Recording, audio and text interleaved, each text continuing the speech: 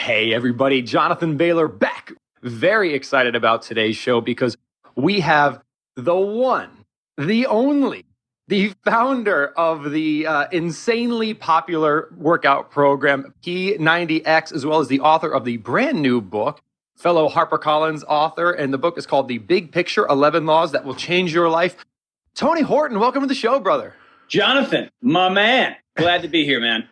Tony, I don't know if you know this, but I actually worked at Microsoft over on the fitness team. So I got to see you and I got to see all the wonderful P90X action there with the Xbox Connect. And it was really, really cool. You were everywhere.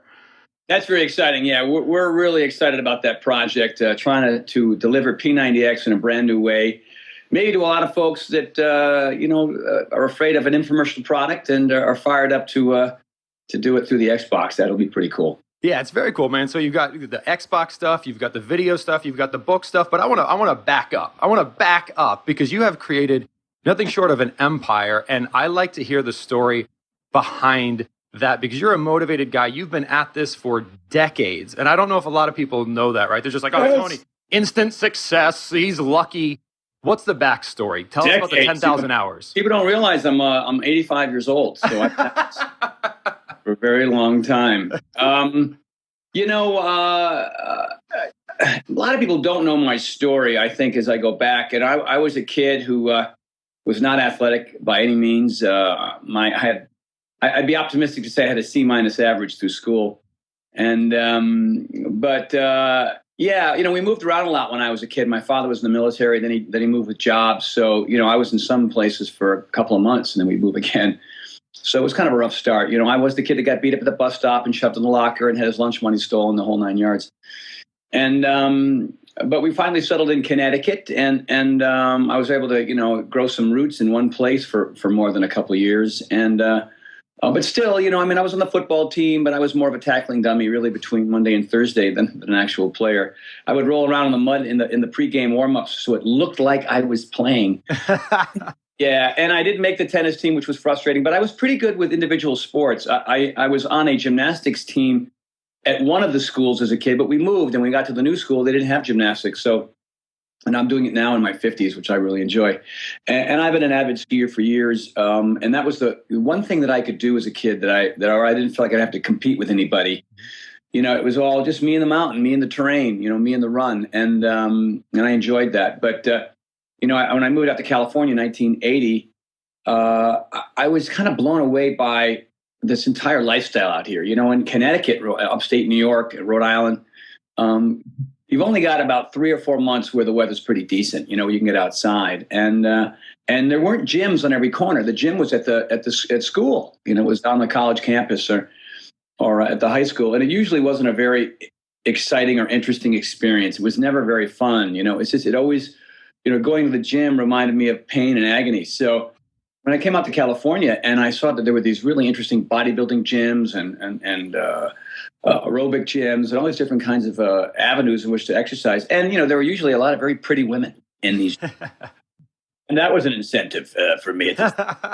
I'm a single kid from Connecticut, and it just seemed like a better and more interesting way to meet people than going to a bar, which I did too. But this way in the gym, the lifestyle was more of what I was interested in.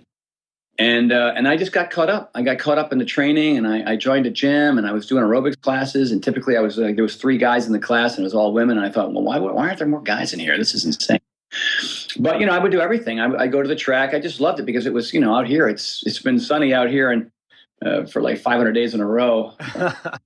In California, we finally got some the other day. But it's just a new location created a new mindset. I was still eating crap. I was still living off of hot dogs and pizza and double cheese chimichangas, And I didn't really equate the two. I just figured I'm young and I'm exercising and I was able to maintain my physique. But I wasn't feeling very good a lot of the time. And a lot of it had to do with the low quality food, and I know this is an area that you certainly are an expert, but I figured that out later. And then, to make a long story good, my first client was Tom Petty. Oh, nice. And I met him through a mutual friend. Actually, I met him through my boss. And I got Tom in phenomenal shape, and he looked amazing. And he was doing these 3-hour sets, like these Bruce Springsteen-like sets. And everybody said, when he's wearing sleeveless shirts and his arms are shredded, and people are thinking, what happened? And so, just within a year, I was training Tom and Billy Idol and Annie Lennox from the Eurythmics and Bruce Springsteen when he was in town, and Sean Connery, Shirley MacLaine, and later became Usher and Ewan McGregor and Allison Janney and Jason Sheff from Chicago, the band Chicago. So I had this really cool life, but I was running all over town. There's only so much you could do going between Venice and Malibu and Culver City and back to Hollywood, and it was a pretty brutal day. Started usually around 5 o'clock in the morning and finished around midnight. And that was it. I didn't have to be a mime at the pier anymore, a dancer at Chippendales anymore. Have to, do that plumbing gig or build that end table. I had this one thing that I was doing. At the same time, I was pursuing an acting career, and I wasn't a very good actor. But a lot that you see with P90X, X2, 10-minute trainer, X3, that my humor, my delivery is an extension of a lot of the improv work and comedy. I attempted, I'll say that, stand-up comedy for a couple of years, and that was a great education. And so it's all come together now to be this fitness guru that I've become.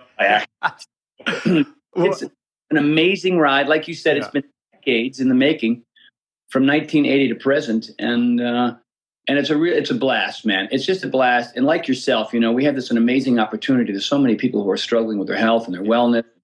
So obesity crisis now is beginning to make a shift. More and more people, more corporations, more organizations, the healthcare industry is beginning to recognize that it's not pills, potions, and processed foods.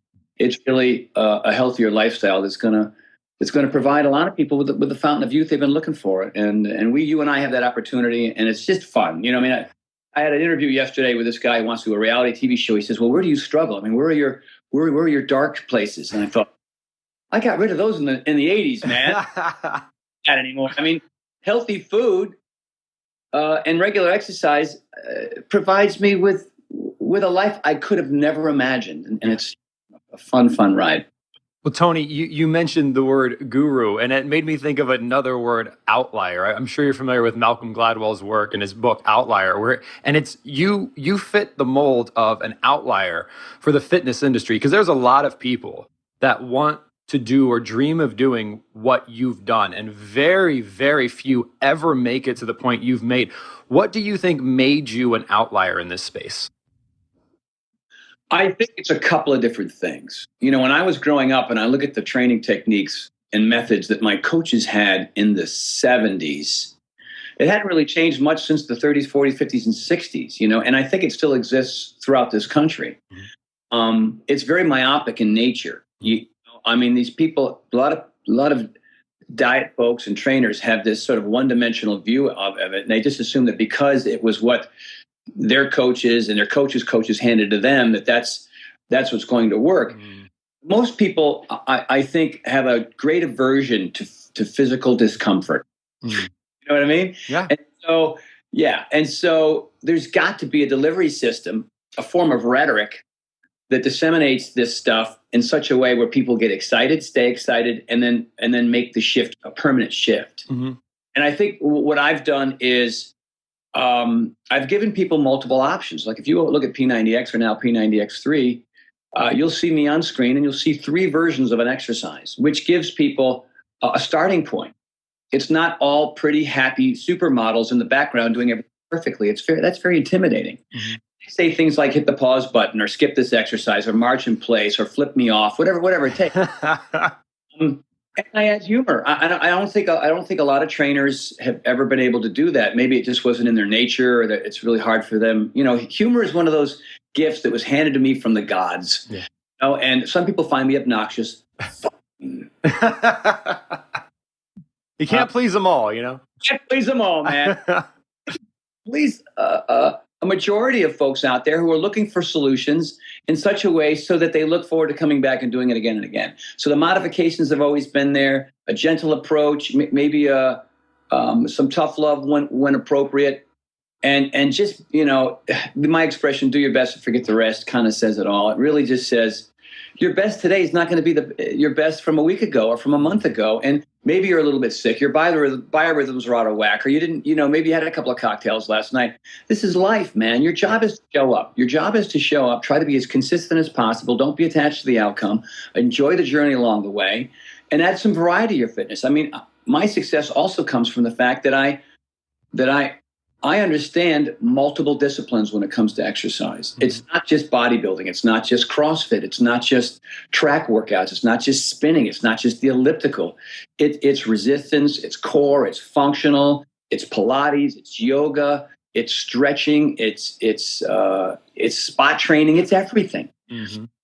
And when you work on multiple planes, when you train like athletes, and you give people modifications and you make it fun, you're going to sell a few million copies of your stuff. And I think the reason why a lot of people aren't as successful as I am is because they haven't figured that out yet. And I hope they never do. Tony, you mentioned in your little bio there at the beginning, you mentioned you moved out and your diet was still a little bit garbage. Your chicken chimichangas, and you would exercise it off, maybe relying a little bit on your age at that time to give you a little bit of a margin of error. Now, with all the experience you have, all the millions of people whose lives you've touched, can you exercise off a bad diet? Some people can. 22-year-old ectomorph Kenyan runners can. 40-year-old mothers of 4 kids with a busy schedule, who's never been athletic, who has an aversion to exercise, can. Mm-hmm. Excuse me. So, one thing I've learned in 30 years of training is one size doesn't fit all. Mm-hmm. So, I'm not vegan. I'm not paleo. I'm not flexitarian. For me and you and I both know this, it's the quality of the food that you consume. Yep. It really, really comes down to that. The fat, sugar, salt, chemicals, processed food, factory foods, fast foods, it's all junk. It's all garbage. It's not pronounceable. It's nothing that your great-great-great-grandparents would even recognize. You know what I mean? So I'm just saying, get back to basics and figure out how to make those foods taste good. And you're going to give yourself a wide array of foods that are going to, release the proper hormones for all your internal organs and your brain to function properly. Mm-hmm. You have to do that 100% of the time? I don't know, man. Some people can. I mean, robot people can. But, I want to reward once in a while for my good behavior. And so if it's a piece of key lime pie or a chocolate chip cookie or a brownie once in a while, great. But I'm not going to eat donuts and pancakes and waffles and fried bacon and white bread. I'm not going to do it because it doesn't serve my body. So like I said, occasionally, oh, wow, is that a fresh French fry? Right up, yeah, give me that French fry. That's 7 hours. I'm eating a late lunch, and some guy's got a French fry. I'm going to stick it in my mouth. You know what I mean? But in general, the goal here really is to train smart. Yeah. Work on your weaknesses, because automatically when you work on your weaknesses, it's going to up your intensity because you're learning something. These people that go in the gym and get on the elliptical for 45 minutes, 4 days a week. I don't know how that is possible. I don't know. I'd rather jump up, down a set of stairs or roll myself down a set of stairs than do that same repetitive, ridiculous motion over and over and over again. Now, obviously, if you're starting out and it's new to you, maybe the elliptical is the transition device that you need to start to move in a different way. That's absolutely fine. Some people need to walk around the block before they start climbing Kilimanjaro, right? So, and especially when it comes to food, quality over quantity. And I'll also have to keep in mind, and this goes back to your original question, some people are ectomorphs. They just are. Their metabolism is different than a mesomorph or an endomorph. It just is. And some people are naturally more flexible. Some have a higher pain threshold. Mm-hmm. Some people have less stress in their life. Some people, their cortisol levels aren't as high as some other people's are, because one guy's a working on Wall Street, and the other one yoga instructor. Trust me, metabolized food is totally different, right? Just purely based on the level of stress. We don't talk about stress very much, but man, when you can regulate that and get that under control, you're gonna train better. You're not gonna get hurt as often, and there's a greater likelihood that you're gonna have the discipline to eat better too. Well, Tony, you mentioned earlier a aversion to physical discomfort, which I think we can all agree with, that most people have an aversion. They're not like, oh, I like physical discomfort, but you are known for being an innovator in the space of saying it's not about just going through the motions. It's not about just get on the treadmill for an hour a day. You got to put something into it. It's about, even we talk about quality of food, talk about quality of exercise, getting that intensity level up. How do you transition people in your personal experience to this just go through the motions mindset? I just put in the time to that. It's not about just putting in the time. It's about putting in the right time and exercising smarter, like you said. How do you help people make that mental transition? Well, if you look at the original product that we created with Beachbody, it was called Power 90, and we just actually did an updated version of it coming out pretty soon here in June. I think I might have given away the farm. That's not true. I made that up. Power 90. These workouts were under a half an hour, and our customers had phenomenal results, and under a half an hour. Most people assume that you got to go to the gym, right? You got to spend an hour and 20 minutes in there doing weight training on one body part, and then spending whatever half an hour, 40 minutes on a cardio machine. And that's archaic, antiquated philosophy. And we're talking about quality again here. It's the quality of what you're doing. It's the range of motion in which your body is moving, and it's the variety of exercises that you need to be doing so that you don't need to spend that kind of time in the gym. And so, we created P90X. Those workouts are about an hour, just under an hour. And that was the traditional way of in my opinion, at that time, 10 plus years ago, to get people in phenomenal shape. So what we basically did was we eliminated the drive time between, the house and the gym, and then the wait time between, sets at the gym. And we condensed it all in front of your TV set. So there was a bunch of time saved there. But you're still working out for almost an hour. The yoga routine is an hour and a half. That's just me. I like an ass kicking. I just do. And now I'm going to go at 4:00. I'm going to go to my hour and a half, level 3 yoga class, and I'm going to be sweating, bullets in there. That's just me. But the science has shown lately, and this is true with 10-Minute Trainer, and we created 10-Minute Trainer for a vast majority of people who looked at P90X or Power 90 and said, sorry, man, not my thing. Don't like to exercise. Don't want to spend that much time at it.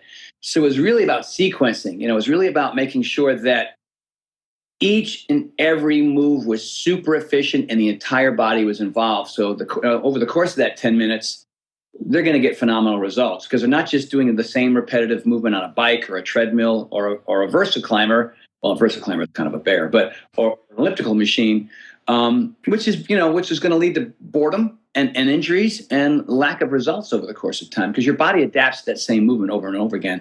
But if you're jumping left and jumping right and going forward, and you're mixing in yoga with weight training and stretching and Pilates and bang, and all these things are condensed into one thing, then you can get a hell of a lot of results out of 10 minutes. And one of the other things too that we've learned, as popular as P90X was, I don't know, 5 or 6 million copies around the world. Why didn't we sell 15 million copies or 20 million copies? There's a whole lot of people out there that could certainly use those benefits. And that's why we came up with P90X3. There's no dilly-dallying. There's barely enough time for me to talk, which is really, I got to tell you, Jonathan. It's right into it, man. We created a separate disc, which is a warm-up disc.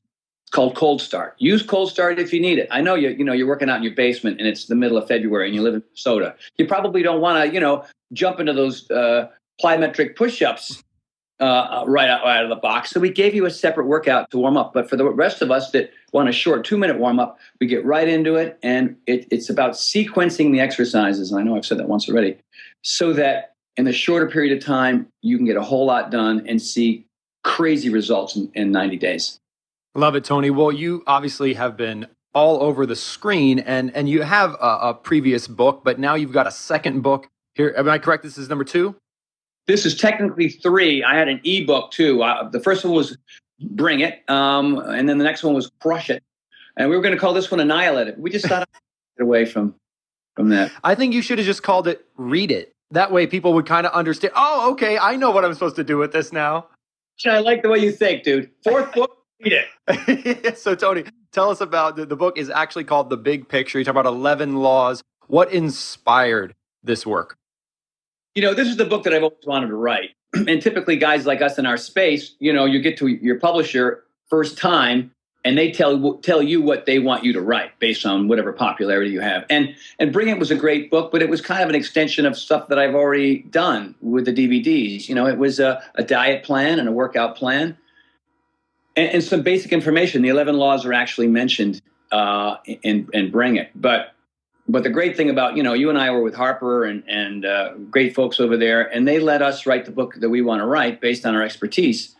And so these 11 laws came out of about 30 years of experience. Like, what was the secret formula to help people not only lose weight and get in shape, but really begin to enjoy their life and have it be an easy, basic part of who they are, the foundation of who they are, so that at this point forward, the big picture really becomes less about them and more about what they can do to help our society, to become better parents, to become better students, to become more productive, more adventurous, have a greater desire to explore the earth, taking the indoor training and the decent diet and sharing that with other people who need their help. That's really what the big picture is. Can you imagine just for a second that if everybody ate really well and exercised all the time or exercised just enough so that they can be able to sustain their high quality of life, how dramatically this earth would change? It's crazy. We'd all be, driving space cars.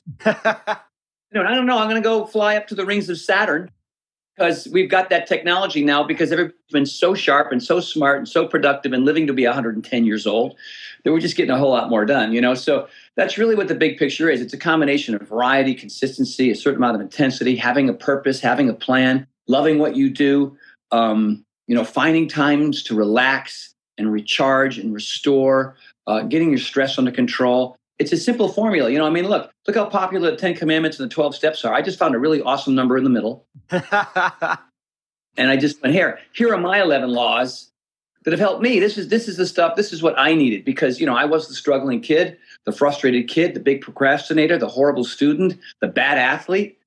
And what did I do, Jonathan? All I did was I started to eat better and exercise.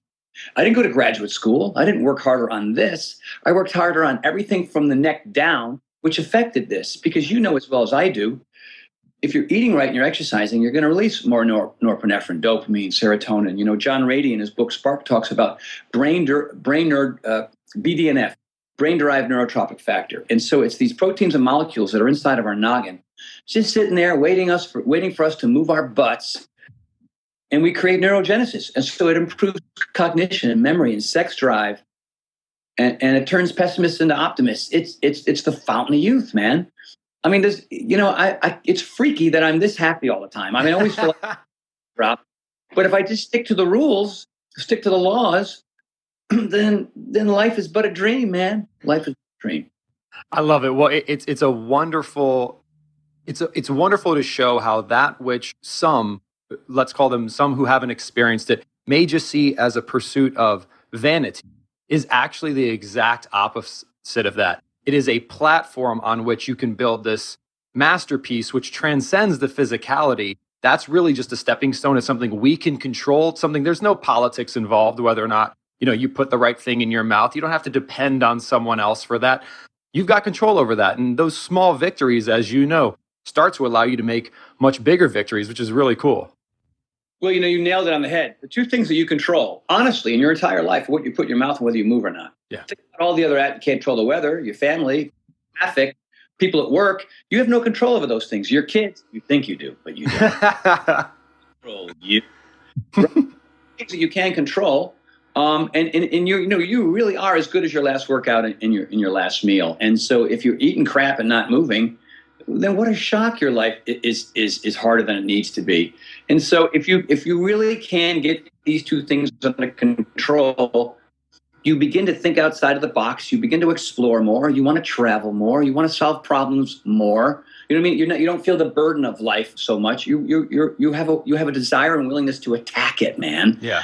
So now you become an example. You become this light that people are attracted to, and they think, man, you used to be a screw up. And I didn't see you go to graduate school or special ed classes. You're slimmer, you're happier, you're more productive.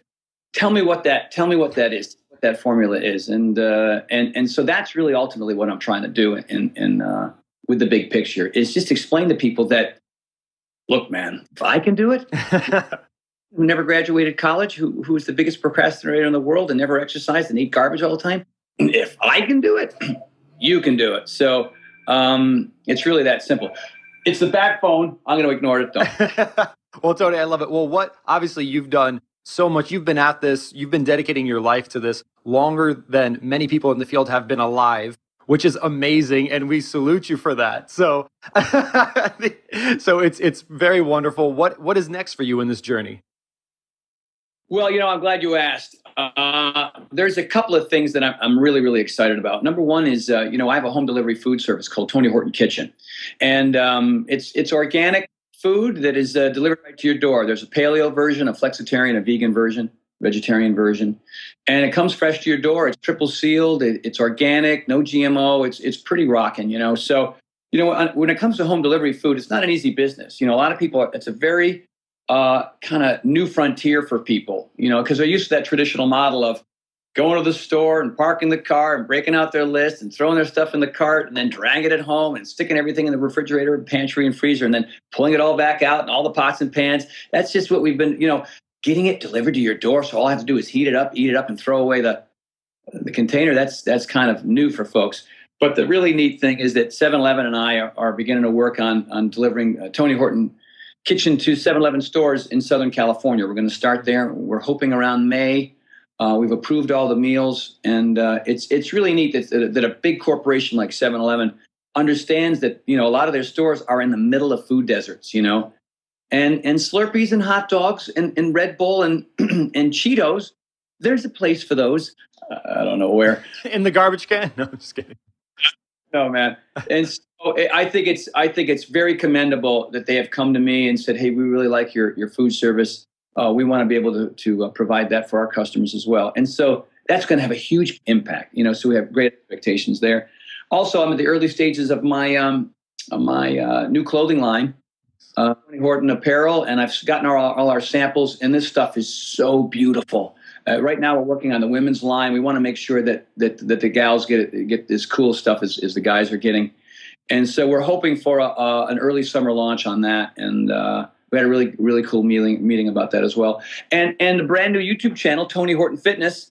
If you haven't seen it, you know what I mean, and you like Tony Horton products, but you want some new stuff, there are some rockin' killer 5 to 8 minute workouts. I know how you are. You're just like me, Jonathan. Doesn't have to be an hour. You can get there's a all burpee 5-minute workout.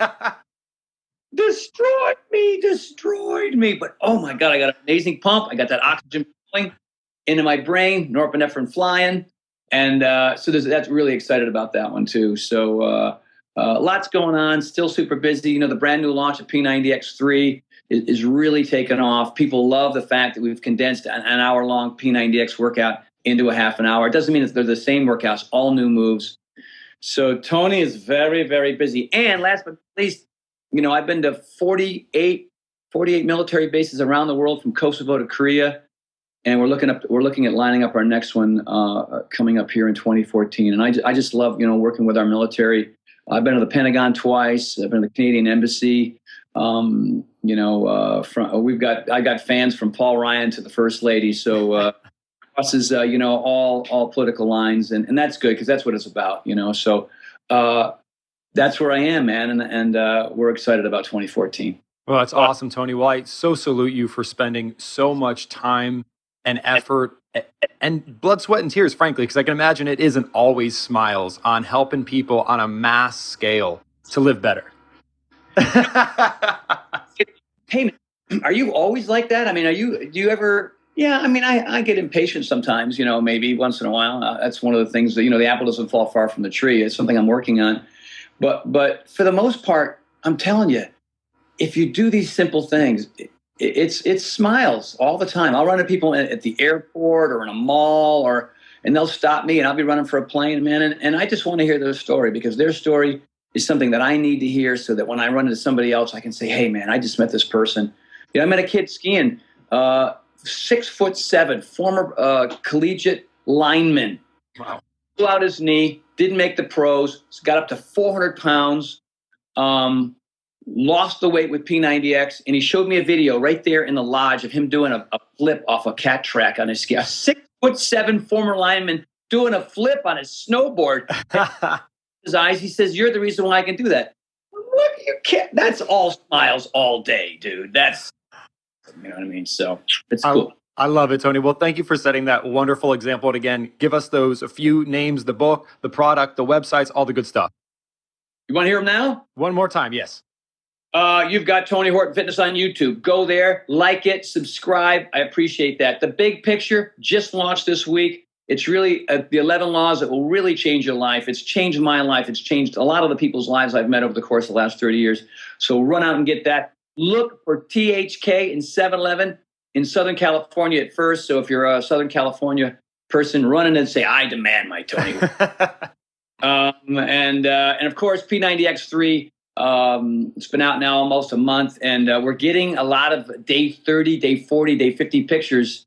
And it just goes to show you what a half an hour can do. So if you have a busy schedule and you still want to get ripped and healthy and fit, check out that P90X3, baby. Beautiful, Tony. Thank you so much for all that you've done, all that you continue to do, and for all your wonderful energy and for sharing that with us today. Thank you, Jonathan. Thank you for having me on. I'm a big fan of yours, man. I think you're just, we need to collect more guys, like more outliers, man. We are the basketball league or something. I don't know. Well, and if we combine the X with the O for outliers, then we got hugs and kisses and we're all good. You're the man.